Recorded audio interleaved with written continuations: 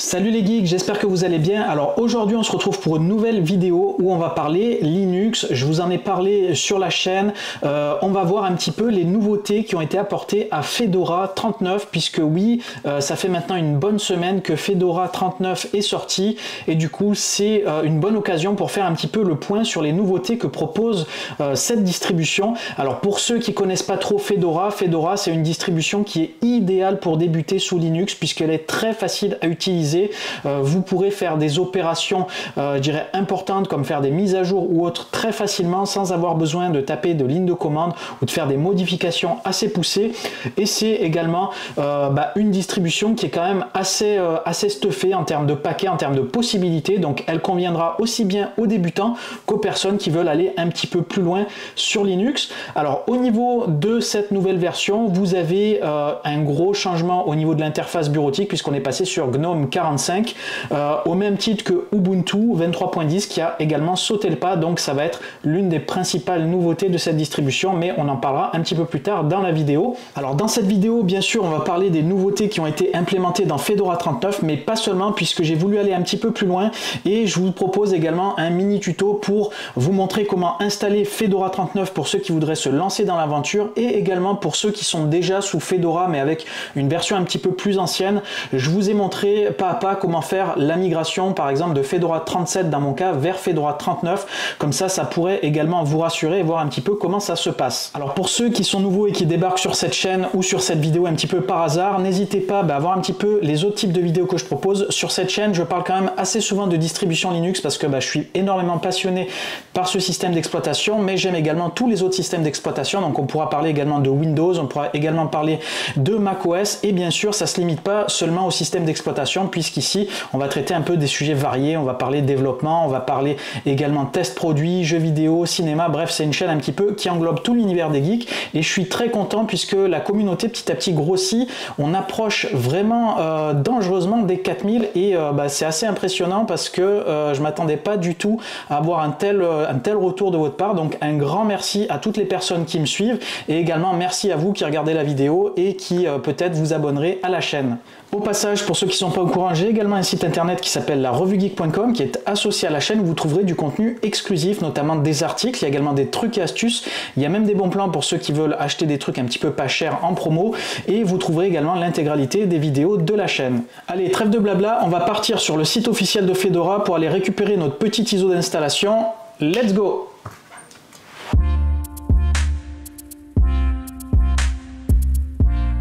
Alors concernant les nouveautés, avant de les découvrir directement en images sur l'environnement de Fedora, rien de mieux que le blog officiel de Fedora pour voir un petit peu les nouveautés qui ont été apportées sur cette version 39. Alors l'une des principales nouveautés, au même titre que la dernière version d'Ubuntu, c'est l'apport de GNOME 45 qui vient introduire des nouveautés intéressantes au niveau de l'interface. Il y a des petits trucs sympas, notamment ici, vous pouvez voir qu'il n'y a plus le mot activité, vous avez directement comme ça la possibilité de switcher via un petit bouton. Bref, c'est un petit peu plus sympa, un petit peu plus agréable et voilà, ça c'est une petite nouveauté qui est intéressante. Alors également ça c'est très intéressant pour les personnes qui sont je dirais assez scrupuleux de leur vie privée. Vous avez maintenant un indicateur lorsque la webcam est allumée, ça vous permet de visualiser si effectivement il n'y a pas la webcam qui est en train d'interagir avec votre système. Ça je sais qu'Apple le fait par exemple et ça c'est plutôt cool de l'avoir fait, ça permet d'éviter d'être filmé à son insu, donc ça c'est vraiment cool.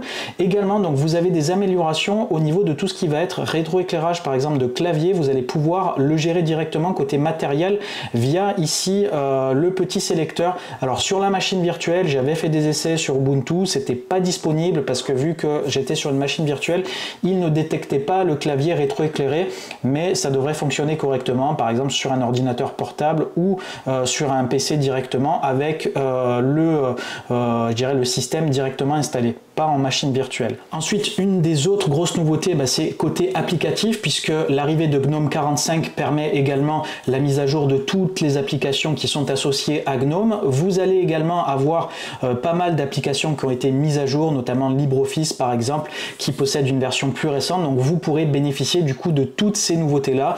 Vous avez là également, par exemple, à l'image, la nouvelle visionneuse qui a été revisitée sur Fedora 39. Donc vous bénéficierez de toutes ces améliorations et c'est quand même intéressant à prendre. Vous avez également ici des améliorations au niveau des paramètres avec des informations un petit peu plus détaillées. Également, vous avez donc des nouveautés au niveau des Flatpak. Donc vous allez pouvoir directement conserver ou supprimer les données qui sont enregistrées et qui vous serviraient pas. Vous pourrez directement les supprimer quand vous désinstallez un logiciel Flatpak. Donc ça, c'est intéressant également. Ensuite, donc vous avez, ça c'est plutôt intéressant également, des améliorations en termes de performance, notamment grâce à GNOME 45 toujours, qui permet d'avoir des meilleures améliorations en termes d'indexation des fichiers, en termes de génération de miniatures au niveau donc de tout ce qui va être affichage dans l'explorateur. Vous avez une meilleure indexation des fichiers, une meilleure recherche, donc ça va aller plus vite. Globalement, vous allez avoir un système qui va être un petit peu plus réactif au niveau de l'explorateur de fichiers, donc ça c'est quand même plutôt pas mal. Enfin, vous avez des améliorations, je dirais plutôt d'ordre esthétique, notamment au niveau du badge qui possède une nouvelle coloration, comme on peut le voir ici, hein, avec un petit compteur ici qui s'incrémente lorsqu'on fait des erreurs. Donc ça c'est plutôt cool. Vous avez également des fontes qui sont un petit peu modifiées avec l'apparition de Notofont, donc qui est désormais en gros la fonte par défaut. Voilà, donc ça en gros c'est les principales nouveautés que nous ont annoncé donc Fedora au travers de leur blog, mais il y a également quand même tout un lot d'améliorations qui sont pas forcément précisées mais qui sont inhérentes à la nouvelle version, avec notamment des mises à jour de noyaux. Il y a également des mises à jour de librairies, notamment pour les développeurs, pour tous ceux qui travaillent un petit peu sur ce genre de choses. Donc tout a été harmonisé pour avoir vraiment un système avec les trucs à jour, hein, grosso modo. Donc de toute façon, les personnes qui sont un petit peu, je dirais, de la partie sont déjà certainement renseignées sur toutes les nouveautés en termes de librairie, puisque c'est leur taf. Donc je pense que je vais pas rajouter une couche là-dessus. Donc là, on va partir maintenant découvrir le nouveau process d'installation, en tout cas le process d'installation de Fedora 39. Comme ça, ceux qui veulent le tester, vous saurez un petit peu comment vous y prendre. Et ensuite, on partira directement sur la distribution qu'on a installée pour la découvrir.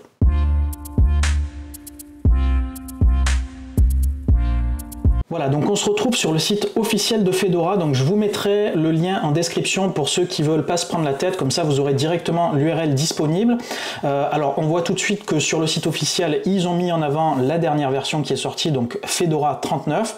Donc là, si vous cliquez sur la version, on a le droit directement à toutes les versions qu'ils proposent, puisqu'en fait il y a différentes versions en fonction de votre usage. Alors nous, ce qui va nous intéresser, c'est la Fedora Workstation, c'est la version, on va dire, bureautique, qui va comprendre des logiciels de bureautique, donc de station de travail en gros, hein, c'est comme ça qu'ils appellent ça.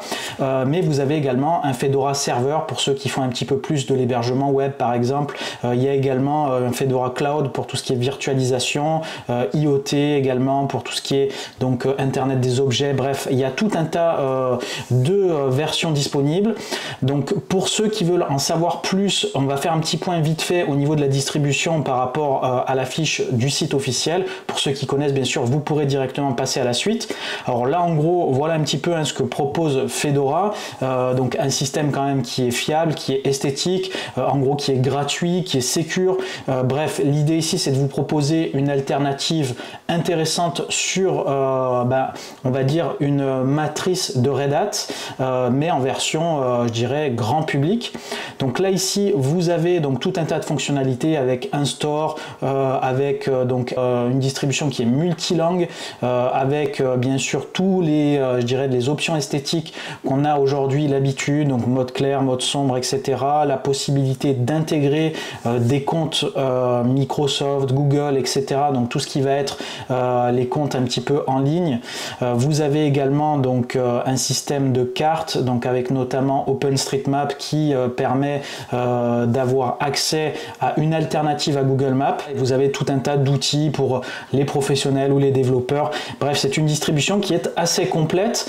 Alors là, on va la récupérer directement et on va passer sur le process d'installation. Comme ça, vous verrez un petit peu comment ça se passe. Et après, donc, on ira faire un petit tour d'horizon de l'interface. Alors, on va récupérer donc l'ISO d'installation. Donc, on va cliquer sur télécharger maintenant. Donc là, vous avez différentes versions qui s'offrent à vous. Donc, en fonction de votre processeur, ça va changer un petit peu.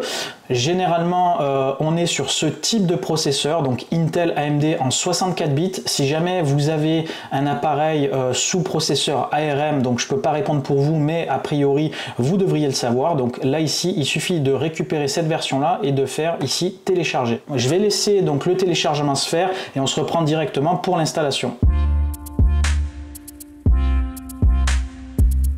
Alors, lorsque vous bootez sur l'ISO de Fedora, vous avez droit ici à un petit message donc en fonction de ce que vous souhaitez. Donc nous, on va faire Start Fedora Workstation Live 39. Donc on va booter donc sur le Live CD et c'est comme ça qu'on va donc pouvoir ensuite installer directement Fedora sur notre disque dur. Donc là, c'est le disque de la machine virtuelle. Quand vous branchez comme ça une ISO de Linux, que ce soit Fedora ou une autre, ça prend toujours un peu de temps puisqu'il précharge des informations en mémoire vive pour que tout fonctionne. Donc ça prend généralement quelques minutes, le temps que tout s'initialise un petit peu correctement. Donc on va le laisser travailler tranquillement jusqu'à ce qu'on boot. Voilà, donc le système vient de booter. Donc là on est sur le Live CD. Donc vous avez d'ailleurs au passage une nouvelle petite invite comme ça qui a changé par rapport aux versions précédentes, donc concernant l'installation de Fedora. Alors deux possibilités pour vous: soit vous utilisez un petit peu le système comme ça pour le tester avant de l'installer, pour voir si un petit peu ça vous plaît au niveau de l'ergonomie, soit vous l'installez directement. Alors là, il ne faut pas se fier au niveau de la performance, hein, ça sera peut-être un petit peu moins performant que le système installé. Alors là, on n'y voit pas grand-chose, donc je vais vous agrandir la taille des caractères, comme ça on y verra un petit peu mieux. Vu que je suis sur une résolution un petit peu petite, c'est pas très agréable pour vous. Voilà. Donc, comme je vous le disais, soit vous faites Not Now pour pouvoir continuer à l'utiliser, soit vous faites Install Fedora. Donc nous, on va se pencher sur l'installation. Donc il est possible qu'à l'installation, là, vu que je suis en version 200%, il y ait quelques petites incohérences au niveau des fenêtres, mais ça ne sera pas problématique. Alors ici, français par défaut, hein, il y a tout un tas de langues disponibles également pour ceux qui le souhaitent. Donc on va faire continuer. Donc ensuite ici on va sélectionner un disque de destination. Donc là on va sélectionner notre disque ici. Donc il n'y a aucun disque, donc veuillez sélectionner au moins un disque. Donc c'est ce que je viens de faire. Voilà. Donc ensuite on va faire fait ici. Donc on l'a sélectionné et on va pouvoir faire commencer l'installation. Donc je vais laisser l'installation se dérouler comme ça et ensuite on se retrouvera lorsque l'installation sera terminée. Là on a fait les étapes je dirais simplement qu'il y avait à faire, donc c'est pas très compliqué, et ensuite tout le reste ça sera du paramétrage de la configuration si vous avez à faire directement depuis le système. Voilà, installation terminée, ça a pris un bon quart d'heure, 20 minutes, mais les opérations c'était relativement simple, hein. Vous avez juste deux trucs à faire, vous faites suivant et vous laissez faire directement. Donc là il n'y a plus qu'à appuyer sur terminer l'installation, on va rebooter sur le système et on va du coup découvrir Fedora 39 directement en image.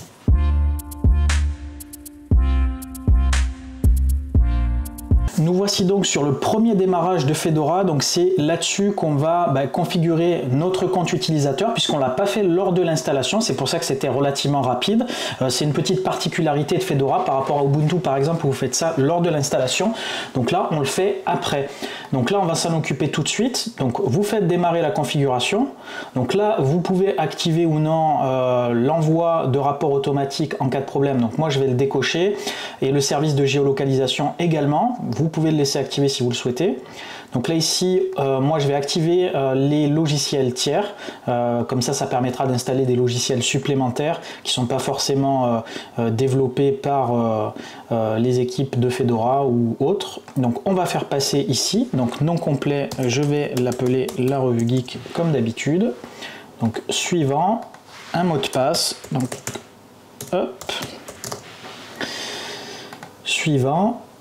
Voilà, donc c'est terminé. Maintenant, on démarre sur notre Fedora. Alors, comme tout à l'heure, j'ai la fenêtre qui est quand même assez petite à l'affichage. Donc là, je ne pouvais pas le régler lors de l'installation. Donc, je vais le faire ensuite pour que vous puissiez y voir mieux. Donc là, avant ça, on va quand même faire la petite visite guidée que nous propose Fedora. Comme ça, on pourra déjà avoir un petit aperçu de ce qu'il nous propose. Voilà. Alors, est-ce que je peux le faire maintenant ? Apparemment oui, donc hop, je vais le faire au passage. Tac, voilà, ça sera plus agréable. Voilà, je peux bouger la fenêtre également. Alors hop, on va se faire la petite visite guidée. Alors donc, ayez une vue d'ensemble, donc appuyez sur la touche logo pour voir les fenêtres d'applications ouvertes. Donc si on appuie sur la touche ici, on va voir directement les applications ouvertes. Voilà, comme ça. Donc ensuite, donc saisie au clavier, lance la recherche, donc effectuez une saisie dans le clavier, donc gardez le dessus avec les espaces de travail, donc vous pouvez avoir différents espaces de travail, donc ça c'est quand même assez cool si jamais par exemple vous faites un montage vidéo d'un côté, vous faites de l'édition de photos de l'autre côté et vous bossez encore sur du code de l'autre côté, c'est assez complet de ce côté-là, c'est assez bien foutu. Donc ici vous avez également donc des gestes tactiles, notamment avec les 3 doigts pour ceux qui ont des pavés tactiles, notamment sur les ordinateurs portables. Donc pareil pour les mouvements comme ça latéral. Et voilà, donc le petit tour d'horizon est assez bref, donc ça fait partie vraiment du minimum syndical là, pour la découverte, donc je pense qu'il faut quand même que vous connaissiez un petit peu Fedora. Alors maintenant qu'on a fait notre petite visite guidée, on va faire un petit tour d'horizon de l'interface de Fedora. Alors pour ceux qui ne connaissent pas, ça vous fera l'occasion de la découvrir un petit peu en images, et pour ceux qui connaissent, vous verrez un petit peu les subtilités qu'il y a eu de nouveau sur cette nouvelle mouture. Alors là concrètement, on ne va pas aller dans les entrailles du système, on va faire vraiment un tour d'horizon un petit peu sommaire par rapport aux nouveautés qui nous ont été annoncées. Alors l'une des premières nouveautés qu'on voit tout de suite, c'est l'apparition de GNOME 45 qui nous offre un environnement de bureau un petit peu rénové, un petit peu amélioré, notamment ici au travers de ce petit bouton. Je vous montrerai un petit peu comment ça fonctionne, c'est quand même assez cool et c'est visuel et c'est un petit peu mieux que ce petit lien qui avait écrit activité qui servait un petit peu à rien. Donc là finalement ils ont réussi à trouver quelque chose d'ergonomique et d'intelligent. Alors là également autre modification, amélioration, mais que je ne pourrais pas forcément montrer, ça va être le petit visuel concernant la webcam, puisque là j'ai pas de webcam de disponible, mais en gros vous allez avoir une petite pastille qui va vous indiquer lorsque la webcam est activée.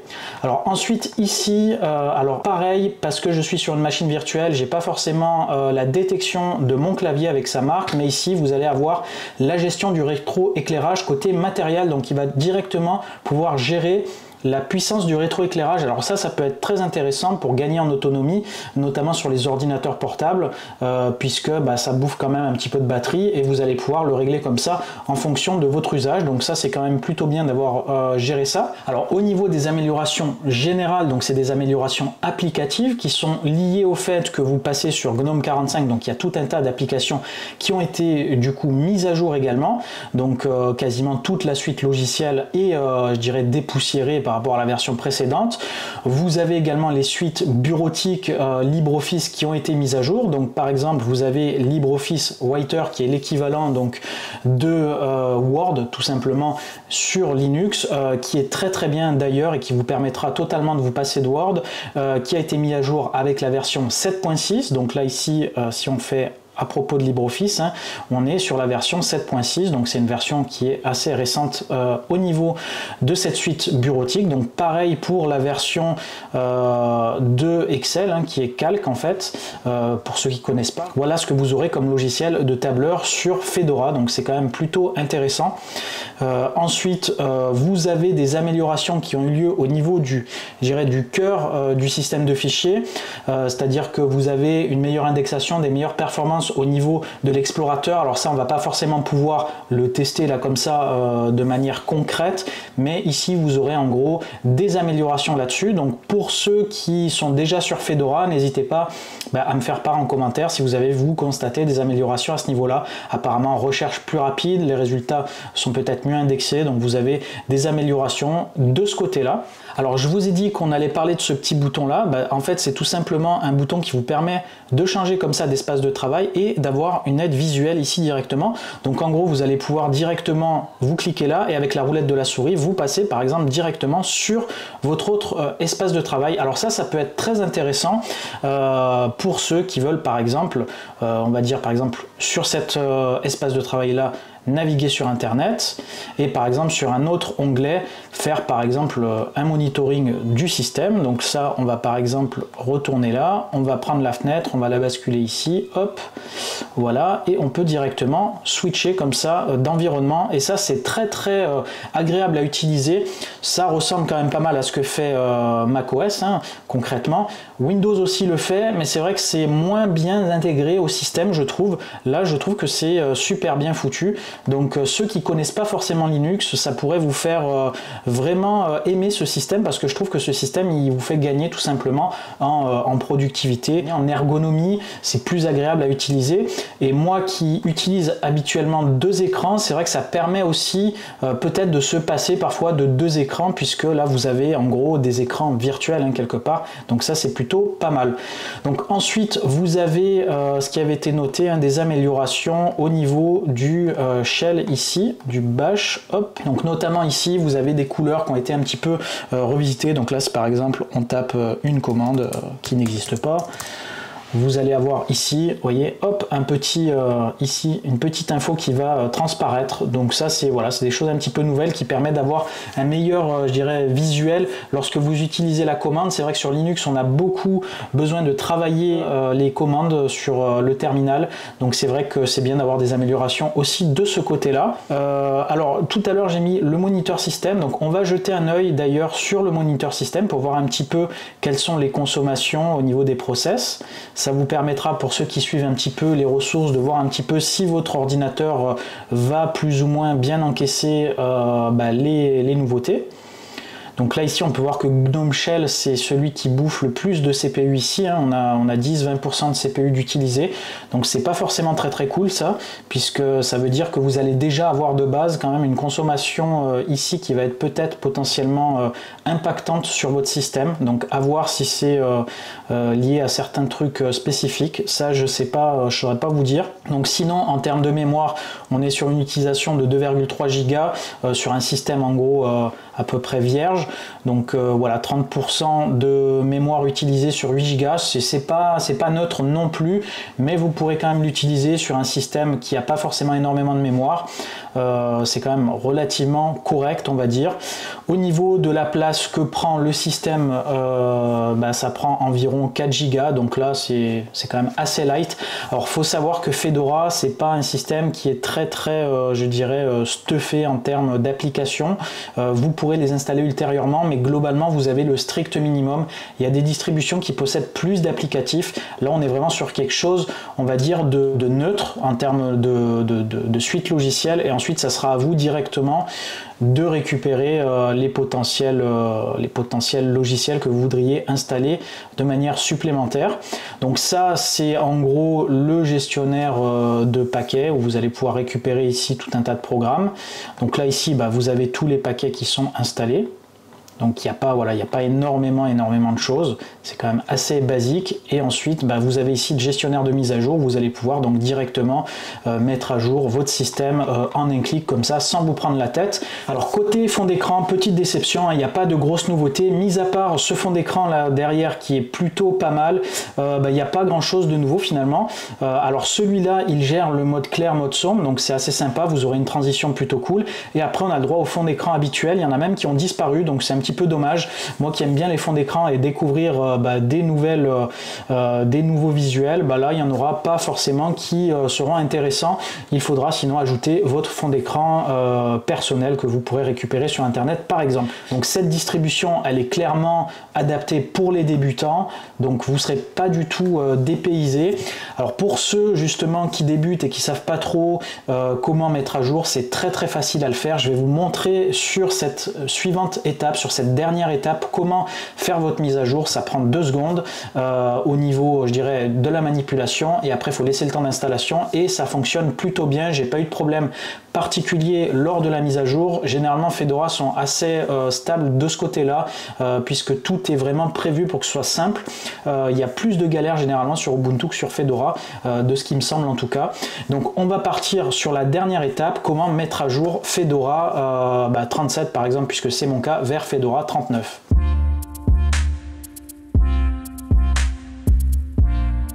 Allez hop, la magie du montage vidéo, on est maintenant sur mon Fedora 37, donc mon ancien Fedora. Là-dessus, on va voir comment passer directement sur la version 39. Donc c'est vraiment facile sur Fedora, il n'y a vraiment pas de prise de tête. Alors déjà, première chose que vous voyez tout de suite, c'est qu'ici on a le bouton activité qui est revenu. Donc c'était l'une des nouveautés effectivement de GNOME 45. Donc voilà ce qu'il y avait donc sur cette version-là de GNOME. Alors là ici, si on va dans les paramètres directement, on peut voir ici directement qu'on est sur un GNOME 44.3, donc une version effectivement antérieure à cette nouvelle mouture sur Fedora 39. Alors pour mettre à jour votre Fedora, c'est pas compliqué, vous allez directement dans Activités, vous allez dans les logiciels, il n'y a pas 50 endroits pour le faire, et vous allez dans Mise à jour ici.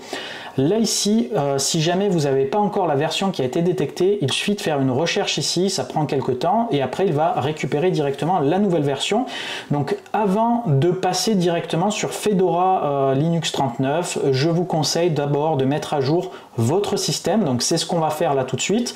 Je vais faire les mises à jour, je dirais 2 paquets qui ont été ajoutés au gestionnaire de paquets, et ensuite on fera la mise à jour majeure, entre guillemets, pour passer directement sur Fedora 39. Donc on va le faire en 2 étapes. Donc mise à jour de paquets d'abord, et ensuite mise à jour de système d'exploitation.